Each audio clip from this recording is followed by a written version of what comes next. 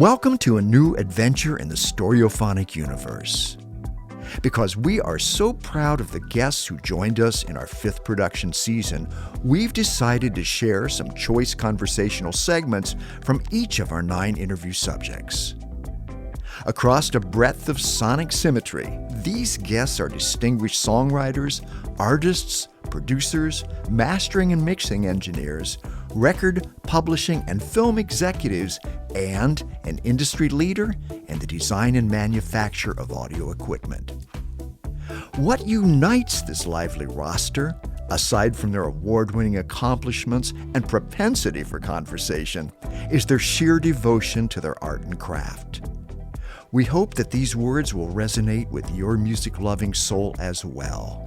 I'm Dan Kimpel with highlights of Season 5 on Storyophonic.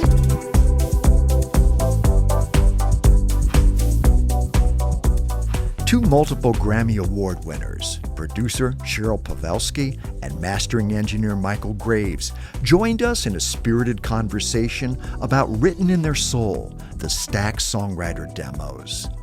They illuminate the musical chemistry of Stax's historic soul sound and how it continues to influence modern music. Cheryl also shares a tale of working with the late Robbie Robertson, discovering a lost gem from the band's leader, and Michael Graves reveals the music that inspired him to become an audio engineer.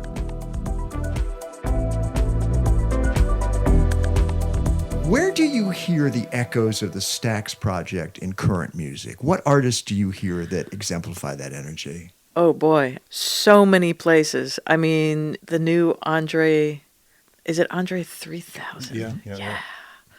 That stuff, I hear it in Kamasi, Washington. I hear it in jazz. I hear it in new R&B stuff that's coming up. It is pervasive throughout music culture, I think globally too.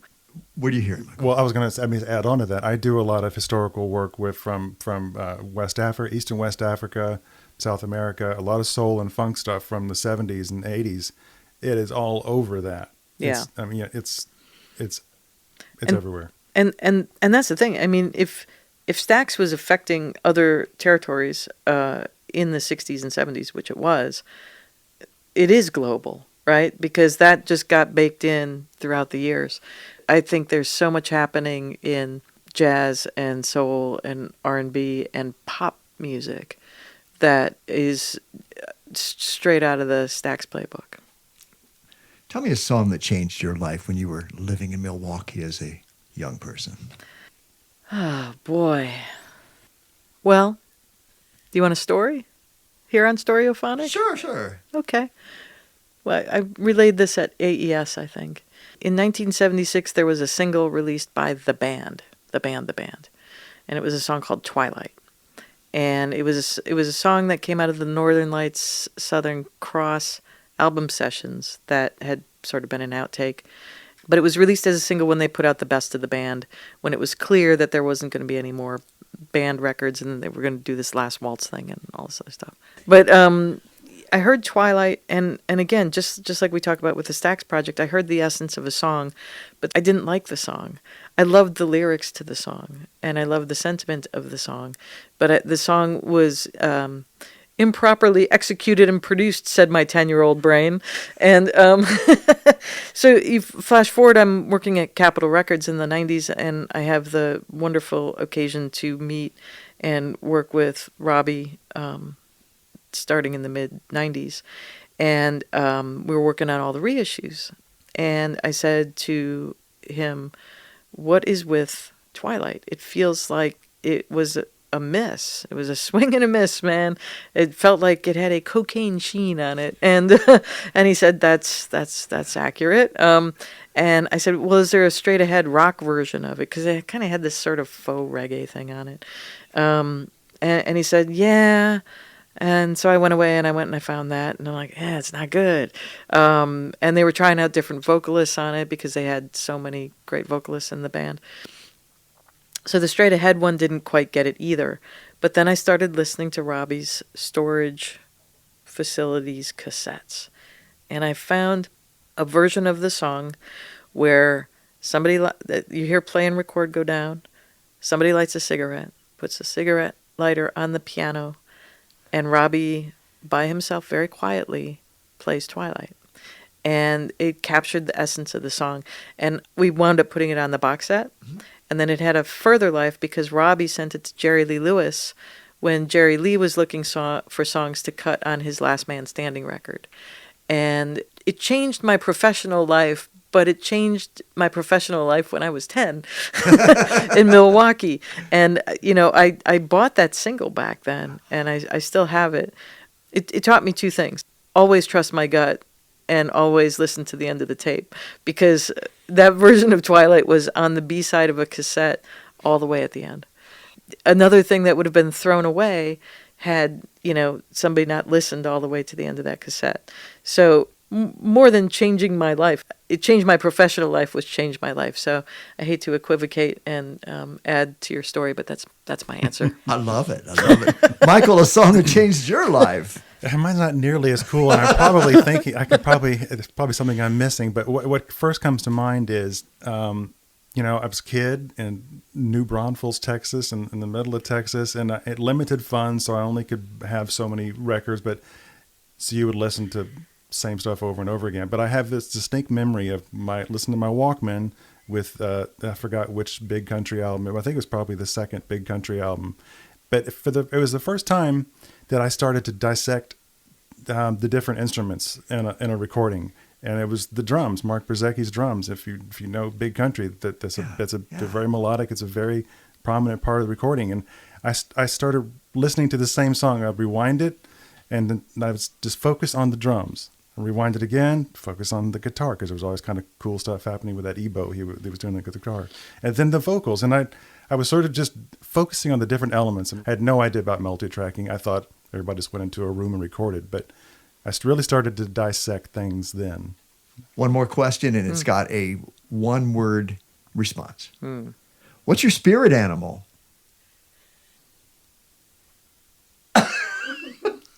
No help from the audience over there. Something with endless patience. Patience? You have you've nurtured Stax for 20 years, so you got some patience. I have patience for some things. Yeah. I'm a pet rock. What are you, Michael? Similar. You're right. We want it now. Yeah. But the work we do, it is painstaking. So you've got to have some sort of. So what animal bides its time before it turtle? Attacks? I don't know. Turtles. A killer turtle. Spirit animal. Oh boy, that's. I don't know.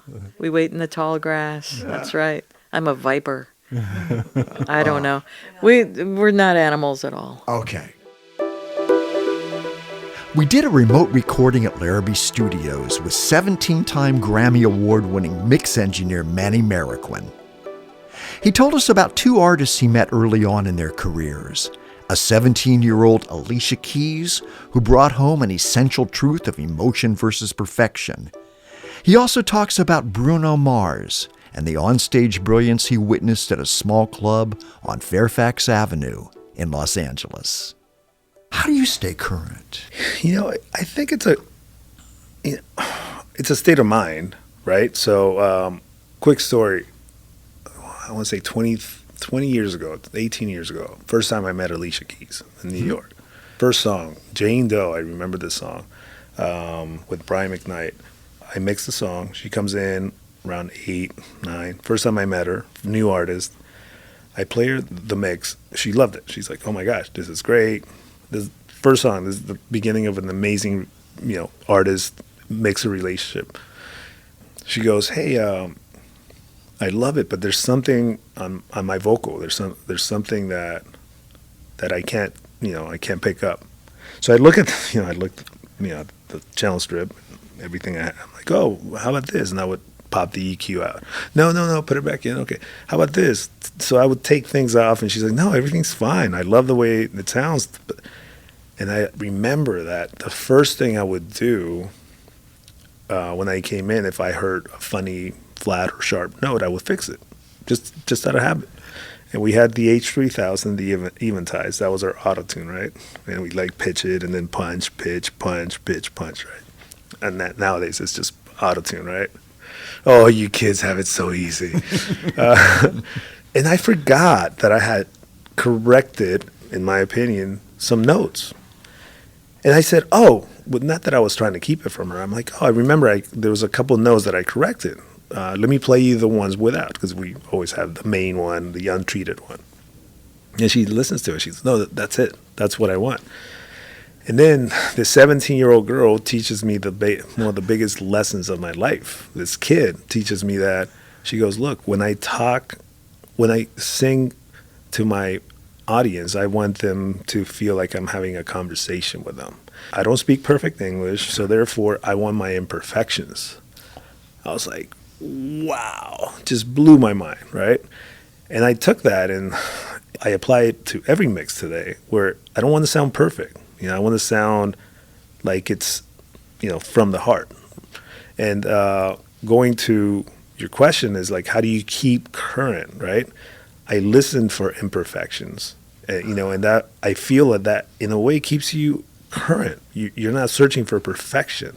When you search for perfection, you're going to automatically have tunnel vision, and you're going to miss out on a lot of things that are really, really cool. But when you have this I got to be perfect mentality, you're cutting yourself short, because now you're not going to notice things that are not necessarily perfect. And those are the things that usually connect with people, and that emotion. So Alicia Keys kind of opened my, my eyes to and ears to be humble and to learning and discovering things that I would have never given it a chance. And I've learned more from those records than the ones that I thought were perfect. I know that's a very, interesting answer to your question. But, No, it's great. But that's, I like the imperfection of music. You worked with Bruno Mars, right? Yeah. Was that amazing? Or Incredible. Yeah. It's so funny, because I met him when really, really early on, when he was just a songwriter. And he had this guy, Phil Lawrence, with him. Mm-hmm. And I thought it was Bruno, and then I thought Mars was Phil, because they were partners. I'm like, oh, it's Bruno and then Mars. This is crazy. For the longest time, I thought it was Bruno and Mars. So one day he goes, oh, we're playing at Molly Malone's on Fairfax.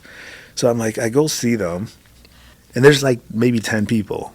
Maybe even, it was like half empty room. Small venue, but empty room.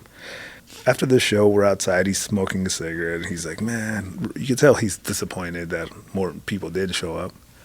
And he's like, and I'll never forget how he was just so deflated. Like, man, I don't know if this music thing is going to work out for me. I'm like, but when I was inside the venue watching him, I'm looking around thinking, what the fuck? This is one of the most talented individuals I have ever seen. I was like obsessed with him. And we're outside, and he's telling me that he may not pursue music anymore. I'm like thinking, no, are you out of your mind? No.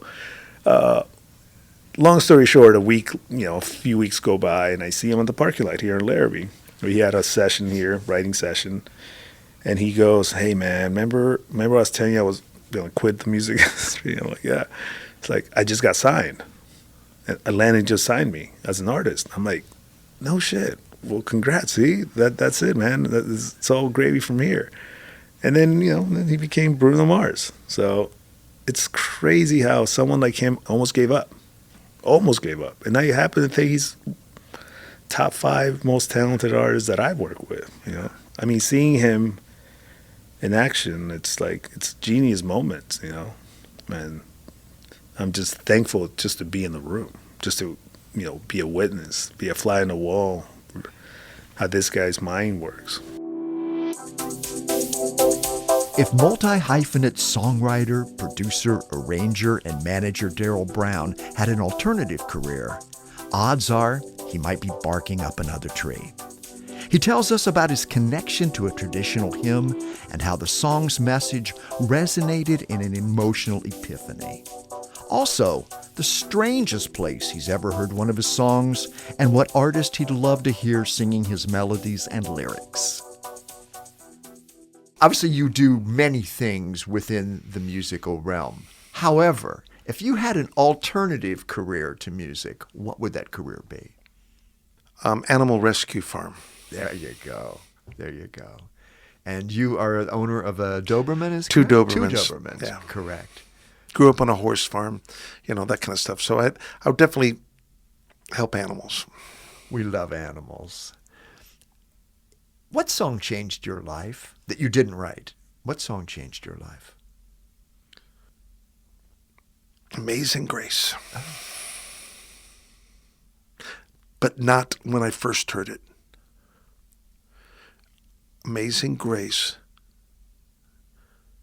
Once I learned about, really learned about Black America and slavery. Yeah.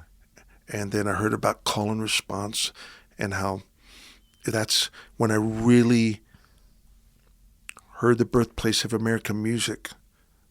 That the second understanding of that song went like, oh my gosh, here's the slave owner and the slave and American gospel music born. And there's a first music form. So that's that moment, maybe that second or third time that I understood the history and then I heard the song,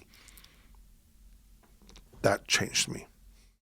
What is the strangest or most unexpected place that you've ever heard one of your songs performed? In a bathroom stall. By a person? Was it live? It was Muzak sitting, and I never use bathrooms. I gotta go to the bathroom, and I'm sitting there going. All of a sudden, I hear Wilson Phillips next to you. Someday I'll be next to you, and I'm sitting in the toilet. I think that'd be the weirdest place. I've never expected to hear a song of mine. Did you sing along? No, I did not sing along. No, I'm sure I made some other sounds, but I did not sing along. Gerald Brown, what would be your dream collaboration or your dream cover by an artist that you've not yet written with or that has not yet recorded one of your songs? I mean, dream cover that I would want to hear somebody sing my song. God, it's funny how the feelings go through. First person's voice that comes to me is Peter Gabriel. Just another worldly interpreter. Peter Gabriel. Yeah. If you listen to the primalness of his voice, that's pretty incredible for me. That's that's the first picture that came in my brain when you asked. I know. That's great. And it probably never happened, but that was the first one to go, God, to hear his voice, the texture of his voice on a song would be amazing. I will learn to let go what I cannot change. Come on, an octave lower, having the higher voice, a falsetto's voice, all bandwidth out there singing that song. I would die. From your lips to God's ears. Absolutely. As a mastering engineer extraordinaire and a Grammy Award winner, Emerson Mancini talks about his craft. He gives us a dictionary definition of an essential word, notes the music that changed his life, and how he overcame what's known as imposter syndrome.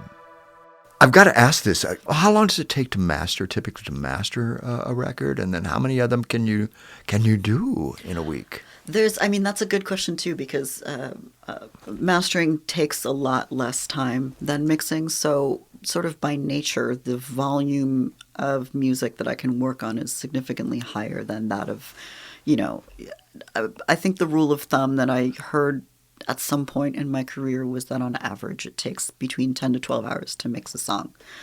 You can mix a song in a day, so that'll be what you do for the day as a mix engineer. Meanwhile, I can master an entire album in a day, or I can master, as many singles or, a handful of EPs. So the volume of work that I do is a lot higher. And I think that's also one of the reasons that there's fewer mastering engineers is that you don't need that many as opposed to two mix engineers. And there's, not that there isn't a boundless amount of work to be done. I'm not saying don't be a mastering engineer. There's always so much to be done by everyone. I don't think that it's I don't think there's any place where you can be stifled by too many cooks in the kitchen in terms of people available to mix or master. But certainly because of the amount of time it takes, because it takes so much less time. I think the volume of stuff that I deal with is drastically different to that of your average mix engineers, just by nature of the field. We love your language. I love your facility with words.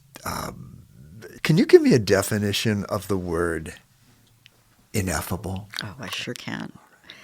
Ineffable means something that cannot be described using words. And one can say ineffable, the definition of ineffable changed the trajectory of my life completely.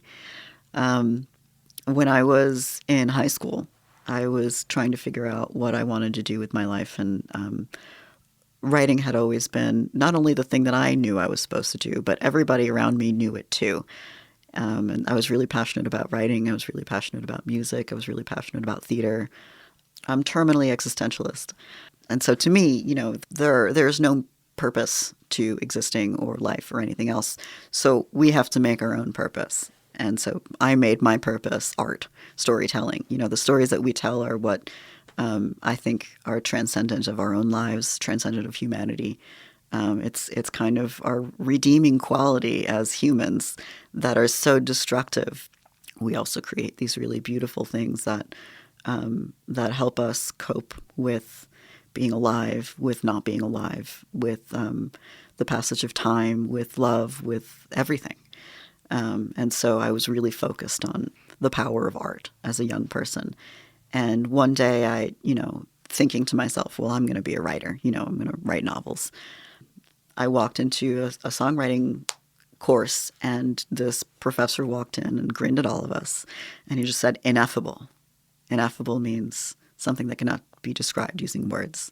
Music is ineffable. And I went, uh-oh, I'm doing it wrong. And so I decided in my 16, 17-year-old brain that obviously all of the forms of art were tiered, and that writing was obviously not the highest form. Clearly music was, because if there were things that words could not describe, then obviously music was not, or that writing was not the thing, and I should obviously go to music college right away. So, that's, you got to love the black and white thinking of being a teenager, I suppose. As though you cannot create ineffable things using words. Or as though, obviously, therefore, music, like, I guess, painting can't do that. So obviously that's not relevant. Like, what? Silliness. But yeah, so that's kind of how I ended up at Berkeley to begin with. And I got there and went, what on earth am I doing here? And I've been fighting off the imposter syndrome ever since. Oh, imposter syndrome. There it is. Yep, indeed. Yeah, what am I doing here with Liz? What am I doing at the Grammys? Oh, exactly. It's the inescapable yaw of I don't know, human existence, I suppose. Holly Knight famously penned epic anthems for Tina Turner, Pat Benatar, Heart, Aerosmith, Bon Jovi, and countless others. If she was not a hit songwriter, however, she might have followed in a family tradition. She tells us who she'd love to work with as she references what she considers her proudest achievement. I know you are a photographer. It's one of the things that you do. You are, perhaps musicals are going to be in your future. If you hadn't followed a musical path, what would you have done? I mean, is there any other thing that you would have been equally invested in? It would have been one of two things, and I've thought about it many times. I would have been a doctor.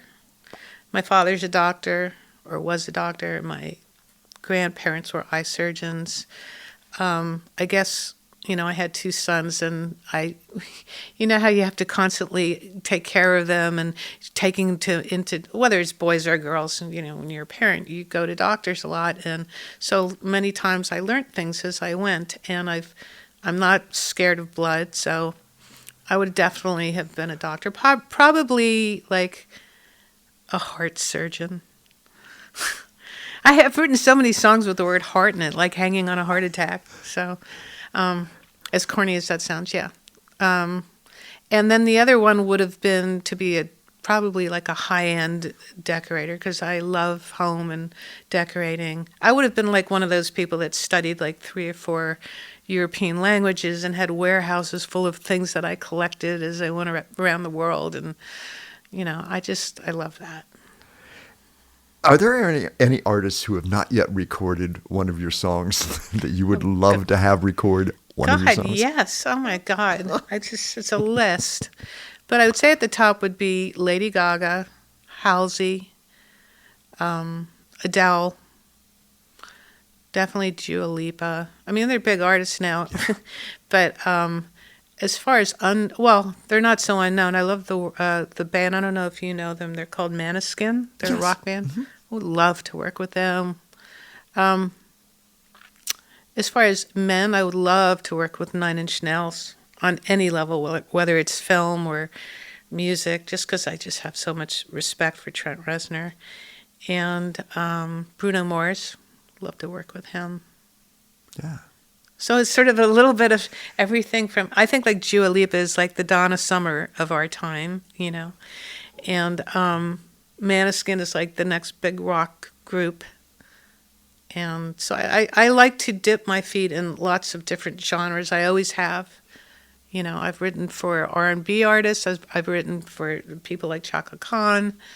I've written rock music, And I've also written a lot of stuff for musicals that I've written them. They've never really... I mean, I've had songs in musicals. Like I had 3 in the Tina Turner one. And I had a song in Moulin Rouge. But as far as original, I've written a lot of stuff. It's just never been used yet. So that may be a next step for me. Because I love the art of writing sort of dialogue and music. It's a completely different genre. It's to do it well, there's some amazingly gifted people in that world. We're surrounded by so many emblems of your success here in this incredible studio that you have. It's very interesting. What is your proudest achievement? I think my proudest achievement is just being a successful songwriter. People say that their children are their proudest achievement, but really, I'm much more centered. I mean, I have 2 kids and I love them, and I'd say they are one of them. But even above that, I feel it's sort of that same mentality. Like if you're going to be a mother, save yourself first. Make sure you can breathe, or you can't take care of them. So for me, as a human being, I would say that I've been able to make a living at being successful, doing what I love doing. And for me, it's music. Maya Sharp had a childhood dream that didn't involve music. A self-sufficient artist and a songwriter who is very comfortable in her own skin. She talks about the continuation of her artistic journey and her latest collection, Reckless Thoughts. Maya Sharp, growing up in California, I believe that music was not your first endeavor to which you aspired to greatness. Can you share with us what your first endeavor was that you wanted to be great at?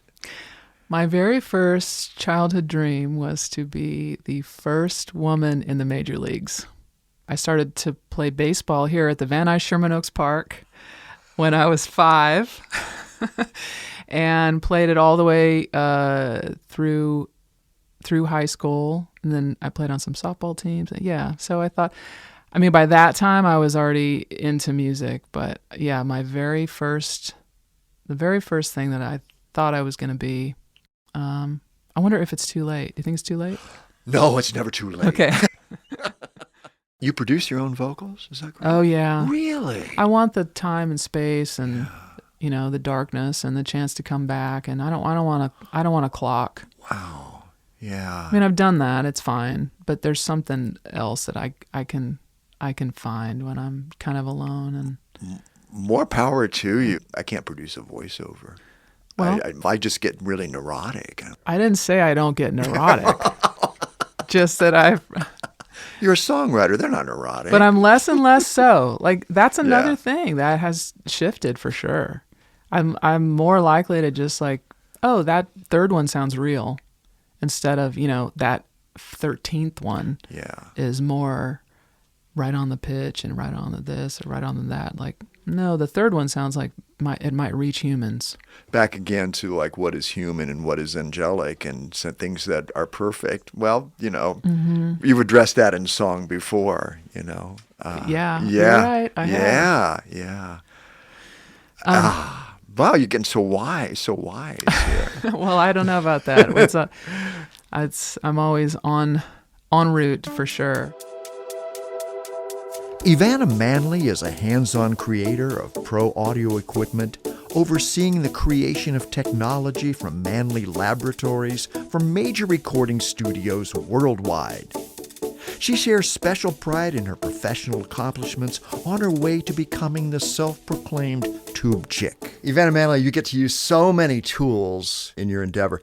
However, if you have taken an alternate career path other than doing what you are doing now, what would that be? I know my mother was trying to get me into architectural design, and I was definitely very structured in my art studies too, so that might have been a little too structured for my life in general, but that was one thing I was considering as a kid. I like working with my hands, like I said. I love working on my motorcycle, and one thing I'd like to do when I retire from typing all day is take some actual machining classes and really rock it out with the lathes and the mills and all that. I usually hire people to perform those activities for me, when we're making chassis and things like that. But I'd actually like to make some chips myself. I've never done that. I'm not with my lathe or my Bridgeports. So I'd like to take a proper machining class and get a small CNC machine and program that as well and run that thing. Cool. So maybe metalwork would have been another career. But again, when girls didn't do that kind of thing when I was, I don't know. What's your proudest career moment? I think probably the creation of the Vox Box, because that's when David Manley had just left, and I was totally driven with emotion at that time, and I had to harness my emotions. I was very sad, very kind of not scared, but nervous about the future. The company was kind of getting dumped in my lap. There's a lot of responsibility, and then I started becoming very angry that he left, dumped all this on me, and angry at getting divorced and so on, right? So I was able to harness that emotion and turn it into creative output. And the Vox Box was the result of that. And a lot of it was, well, I'll show you. You're out of here? Okay, I'll show you how cool it could have been if you had stayed, and watch how cool I can make something here.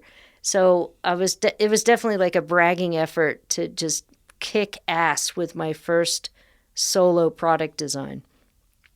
And when it became accepted in the studio, people liked them. It won a tech award. I got to meet Les Paul. And then he told me stories about my dad and Ampeg and all this stuff. I mean, that was a pretty cool cycle of events there. And I was very proud to see a Vox Box in this studio. Thank you. There is a Vox Box right about 5 feet away from us. So yes. Vox Box creation, and it's been in production more than 25 years now, and I'm really proud of that. Thank you. In addition to being a hit songwriter, an executive, a film producer, and a music publisher, Evan Bogart is the chair of the Producers and Recording Wing of the Recording Academy, where he was instrumental in the establishment of the Songwriter of the Year Grammy. He talks about how essential this mission of acknowledging song creators is to him and to music.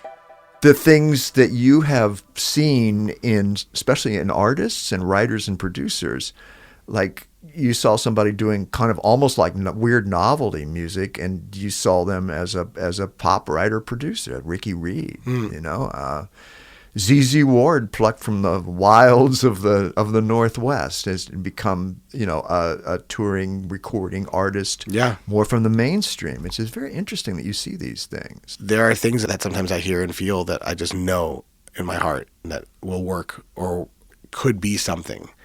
The question is, can you enlist others to buy into it? Because you can't do it on your own, right? And can you enlist the artist to buy into it? Because sometimes the artist doesn't see it in themselves, right? And you can enlist the artist to buy into it and believe that they are something, maybe more than they even see in themselves. And then you can enlist a team, a village, a community around them. You have a real shot, if you just go all in on stuff. And I think sometimes that's really awesome when I can get that buy-in, and it's really sucky when I can't. I hear you. Because it eats away at me. I know there's something there. I know that person's a star. I know this song's a hit. There's nothing I can do about it. That drives me crazy. But I think there's something genetic about that. I don't know what it is. Interesting. It's like a second nature. It was several months before I could get anyone to listen to Eminem's demo. Yeah. I sat there in countless Karis Flowers, Maroon 5, Yes. pre-Maroon 5 showcases, watching every single label pass on them, saying Adam's not a star. Yeah. One of them, famously said, "Oh, it's just a Jamiroquai ripoff." I sat there in countless One Republic showcases with people passing on Ryan and passing on them, even with the song Apologize. And there's things all the time that I come across where I'm like, oh man, if this just had this and we had the time to work on this, or I had the time to work on this, or the team to work on this, or if I could get this to this producer, this would really be something. And I can't do it all. You just can't do it all. Talking about flaws into superpowers, I definitely try to do it all. As we said, you don't have enough to do. You are the chair for the Recording Academy Songwriters and Composers Wing. Yes. And you were very active in hello, here's a concept, a Grammy for Songwriter of the Year, which we just had for the first time. And that award went to Tobias Jesso Jr. Yep. Works with people like Omar Apollo, Harry Styles, Adele, and Louis Capaldi, on and on, Miley Cyrus. And himself. There He's you go. He's a phenomenal artist himself. He is. So bringing attention to songwriters, obviously he's not somebody that we necessarily know yet as an artist, but songwriters are many times pretty anonymous behind the scenes. But I think through these efforts, I think their value, obviously, seriously undervalued songwriters will hopefully have a bit more spotlight. That's the idea, right? Yeah. I mean, I think there was also the idea around creating this threshold, this barrier of, making sure that the rules and regulations basically say that you have to have written 5 songs where you're a non-performing, non-producing songwriter. Which, I think in this day and age when a lot of songwriters are getting production credit because songwriting it's increasingly harder to get paid as a songwriter. Yeah. So they're learning the skill of production, and they're producing the same songs that they write. It's semi-controversial, but I think that there is a Producer of the Year award. So if you're considering yourself a producer, you could certainly put yourself up for that. But I think what we wanted to really do was kind of honor the working songwriters, the people who wake up every day, who aren't just producers, and who aren't just performing artists, but that will walk into the studio and write a song and just be a songwriter. And there's so many of them. There was no category beforehand to give those people a chance to shine a spotlight on them, to give them an opportunity to be recognized for their impact on the musical landscape in any given eligibility year. And so I think it was important for us to try to find a way to honor those writers.